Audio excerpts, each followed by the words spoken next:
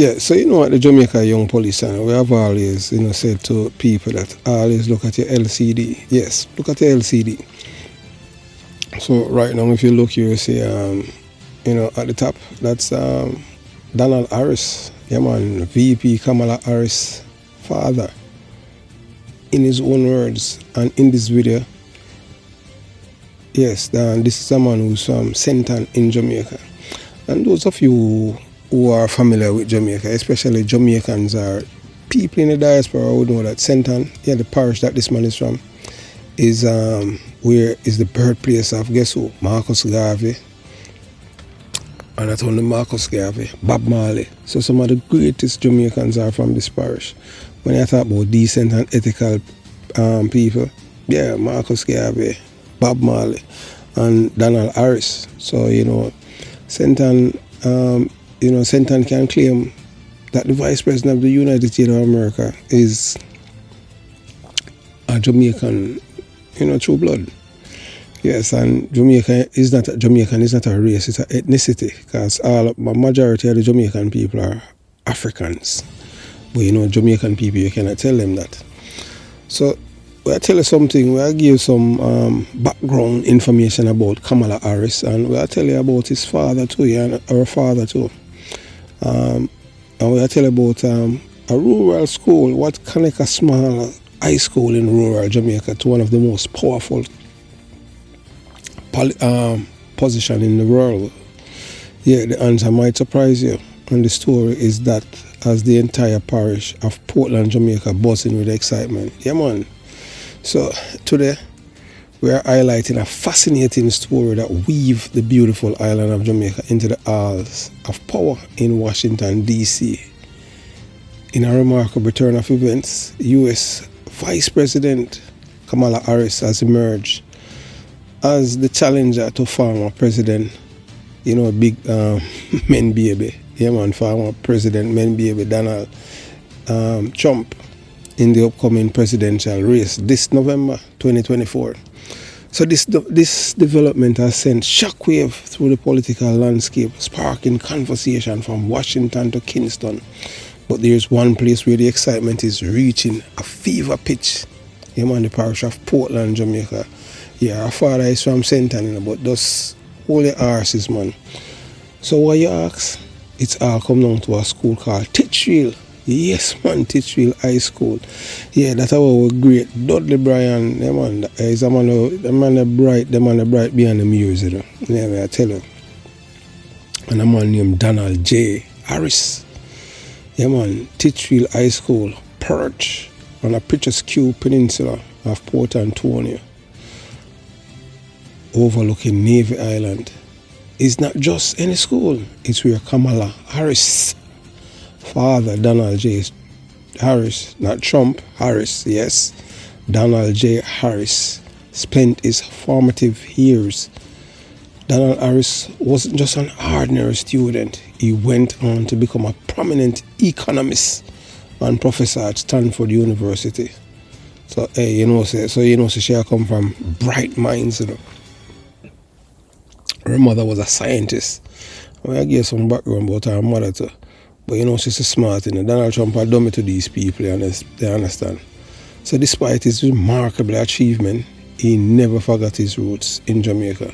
In fact, he penned an heartfelt article titled Reflection of My Jamaican Father, where he reflects on his time at Titchfield and his efforts to connect his daughter Kamala and Maya to their Jamaican heritage. Wow, good man this, and him the true stone behind him. So in his article, Donald painted a vivid picture of life in Jamaica, recounting market days in Brownstown, Senton, where he and his daughter would chat with local vendors and receive extra fruits as a bonus.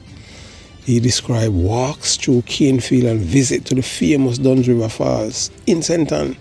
Yeah, so the parish race from a lot of tourist attractions and great minds are from Senton. Yes. But right now, I am from the art of criminal, with the birth of criminality, which part of them have, them have sex and birth criminal and it born and become this monster. Yeah, a very few great minds that are from my community. Majority of the people that are from my communities are criminals. May I tell you that? I'm going to our left. Yeah, man, because of the brainwashing by the PNP criminal organization. Yeah, so we continue. So perhaps most importantly, he speaks of the strong women who shape his life, his grandmother, Miss Kitty and Miss Iris. These women were their blend of strength, discipline and love, profoundly influenced Donald Harris values, which he later passed on to his daughters. Yeah, hey, one thing with country people still, I can't tell you, one thing them pass on when they come on to that value, when they come on to ethics, morality, decency, truthfulness, hard work and all of them things, yeah, them pass it on to you. Yeah, you understand? So how does all of this connect to Kamala Harris? Through her father. Kamala has deep roots in Jamaica. Donald Harris made sure his daughter were regularly immersed in Jamaican culture, ensuring they understood and appreciated their heritage. There is even a touching story about a visit to Orange Hill, sent on the family property. Donald Harris recounts how a young Kamala, ever adventurous and assertive, joyfully explored the terrain, embodying the spirit of her Jamaican ancestry. The excitement in Portland, especially among the Titchfield community, is palpable. The thought that someone with ties to their school and parish could potentially become the President of the United States is electrifying. People in Portland are swelling with pride, seeing Kamala Harris' potential candidacy as an opportunity to shine a global spotlight on their community and Jamaica as a whole. There is a strong sense that her success is their success too. And the reason why the people them are Titchfield in Portland, celebrate, because you have to understand, these are people that are them embodied when they come out to hard work. These people don't promote criminality. We can't tell us that these are people, them country people, we tell her, country people are the most decent and honest people in the world. I tell you that. Hey, when I used to live with my grandmother and them thing and my grandfather, them the people that, hey, I tell them, man, them totally different country people. But now, everybody a country man, hey, boy, I get to me come from. I don't know what's so cool about ghetto. When you get to a place and you get up and smell the aroma of dog feces all over in the atmosphere, and the place hot like hell. You can feel it or bite the heat. You have to sleep in your shirt. You have to sleep without shirt. Doesn't your brief the way you hot. So I don't know how people want to say them come from ghetto. That just boggles the mind. Yeah. So people in Portland, they must swell with pride, man, seeing Kamala Harris candidacy, to become as an opportunity to shine on the global spotlight and their community. However, the story is about to get more than just local pride. It's a powerful reminder of the impact of immigration and the interconnectedness of our world today. Kamala Harris, with her Jamaican and Indian heritage, embodies the diversity at the heart of American experience. Her journey is a testament to the power of education, hard work, and enduring values passed through generation. Yeah, so to all of the youths them and girls in my community of Jonestown, Arnett Garden, Waterford, Facey district where I used to live, above Rocks where I used to go to high school, St. Mary's College. You see, look, I don't know gun, I don't know criminality. I put her on the pedestal of the world. She not have to worry about no police that come knock down her door and arrive and kill her. Education. That's how they are not going to tell you, because they want to destroy your own life. And then you people now, in my community where I support criminality, the criminal cannot hold these positions. It's education. So that's why I'm telling you guys to don't let the PNP criminal organization and the people in my community drown you in this madness of criminality. There's nothing that puts you on a pedestal with criminality than the departure alone and prison. See it, Kamala Harris, she's about to become the most powerful person in the world. Why? You think because she's pretty? No. Education. first and foremost. If she never bright and win all of them kind of election and convince people, she persuade people to vote for her because she will do much better. That's the main reason, you understand? So nothing else. So from the classroom of Titchfield to the corridors of power in Washington, D.C., Kamala Harris's story is one that inspires and gives hope. That's why we are telling you, education is paramount. So all of you people who live in the ghetto, which I am from, or any ghetto, PMP criminal organization or JLP community, we know the labor them take education serious. Because majority of the people them who live in a JLP community them have higher pass rate than the people them in a PMP criminal organization communities. We don't could have bad blood. Because I truth, you have a triplet who comes from Tivoli Gardens during the incursion when people out there are dead. They were in a study during the gunshot and three of them triplet. Two of them are a lawyer and one is a doctor in the United States of America.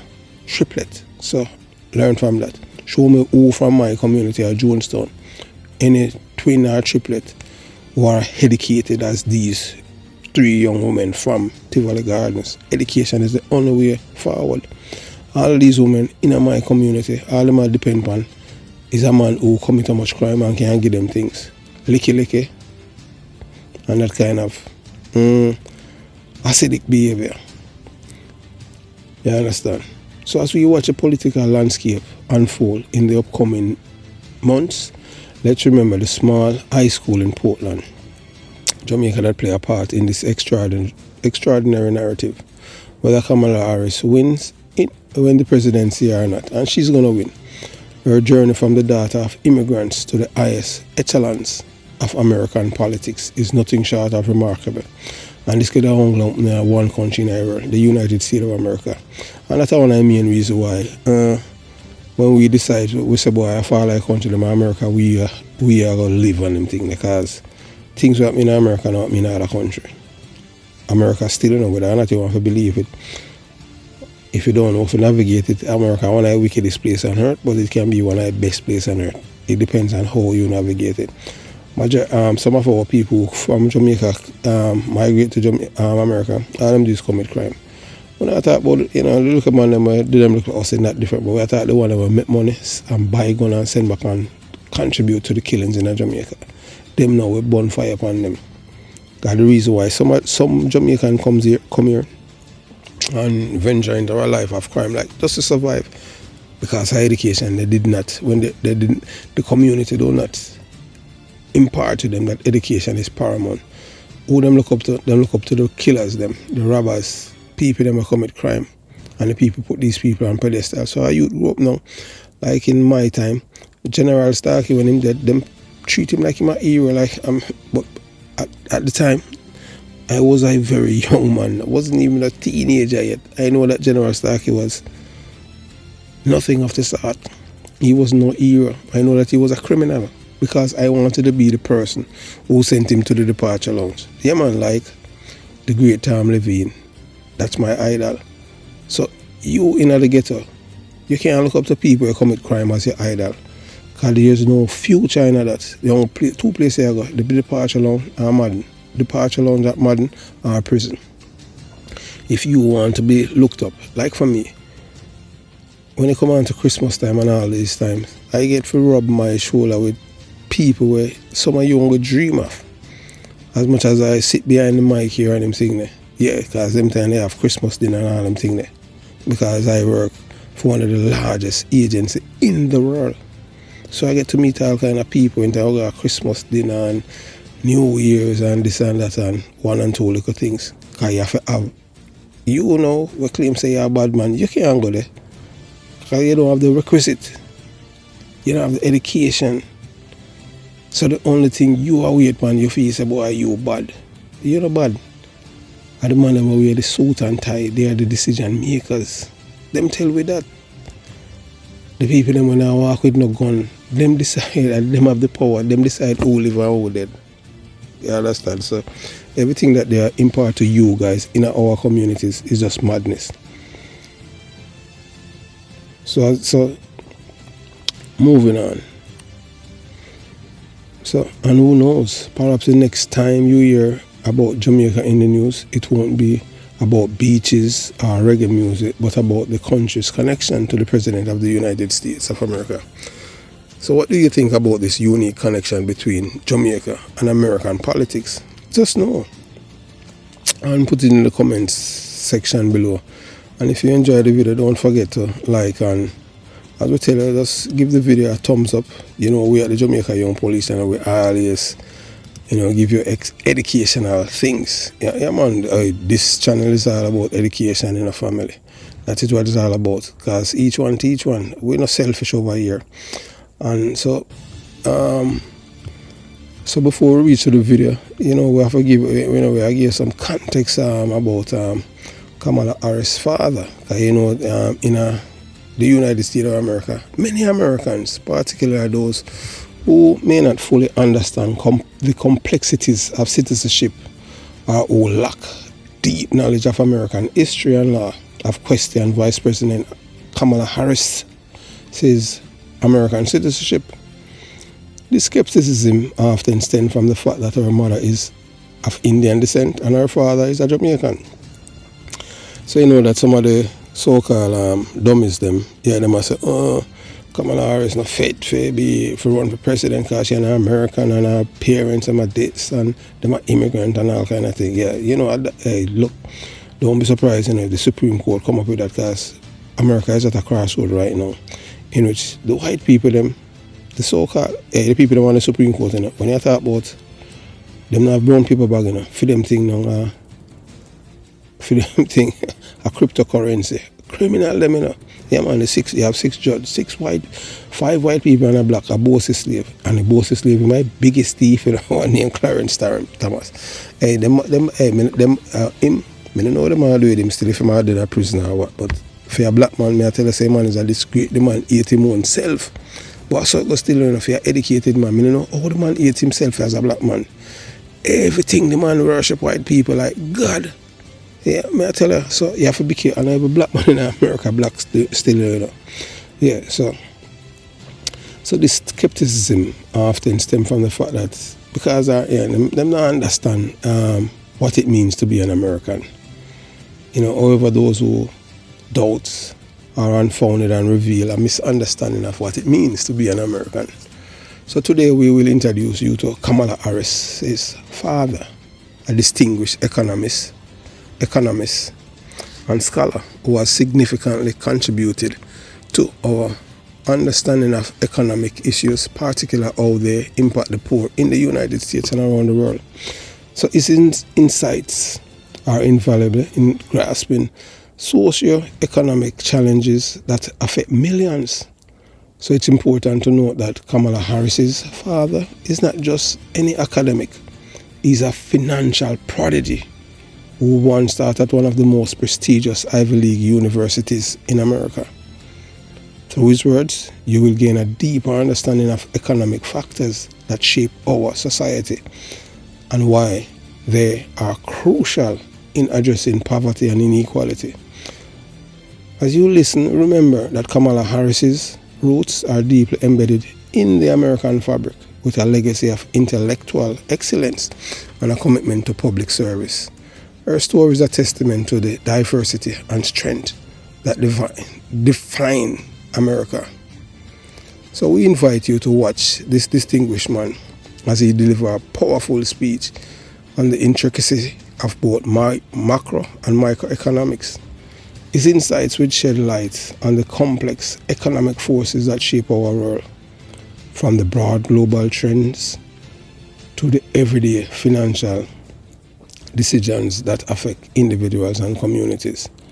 Through his expertise, you will gain a clearer understanding of how these economic principles influence the lives of poor and working class, both in the United States and around the globe. So, you know, it's the video is like it's over 30 minutes. But you know, at the Jamaica Young Police Center, we try to, at all times, to educate our audience. Because I'm telling you, this is not an entertainment channel. You know, if you're not learning anything here, you understand. So you're going to hear Professor Donald Harris, from Stanford University, an esteemed economist who offer profound insights into global debt crisis and its far-reaching implication. So as we delve into his analysis, we must recognize the significance of issues at hand, not just in economic terms, but in their broader social and political context.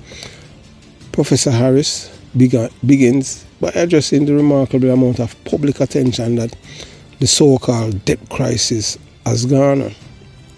This happened in 1989.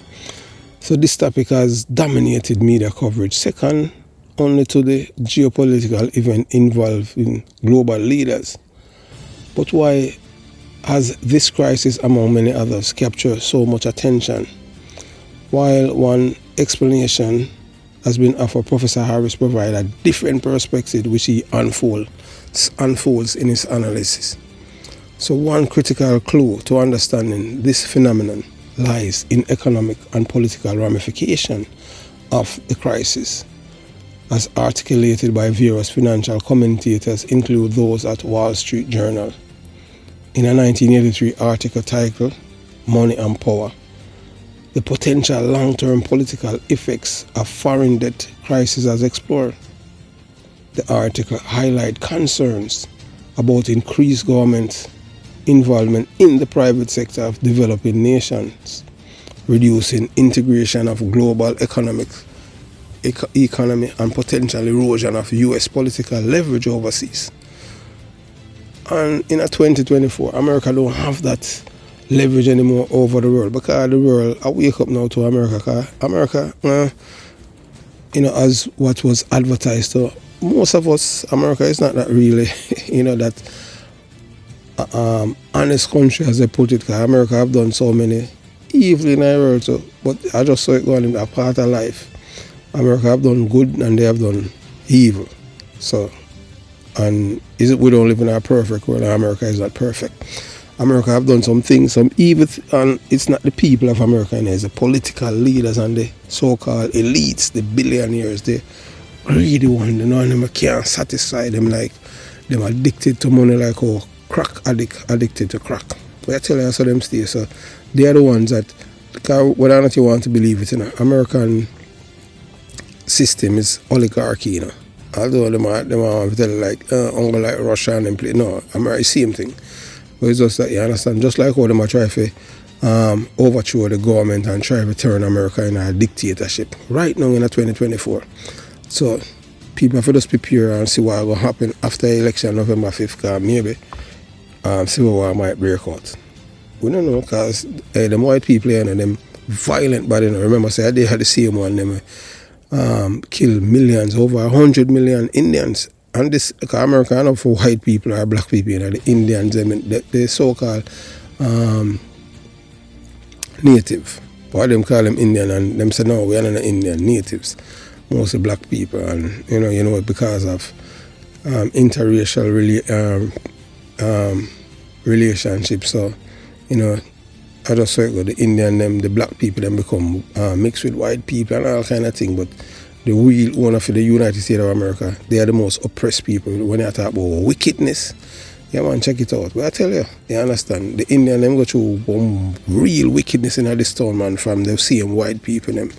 The same one, them where, at times them pretend as if them decent, honest and ethical. Trust me, as my wickedest people in the world.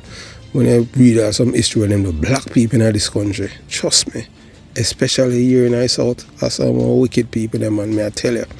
Yeah, so, moving on. Because, only thing we tell you right is the truth, But I tell you, yeah, you understand what I'm saying? So the article highlights concern.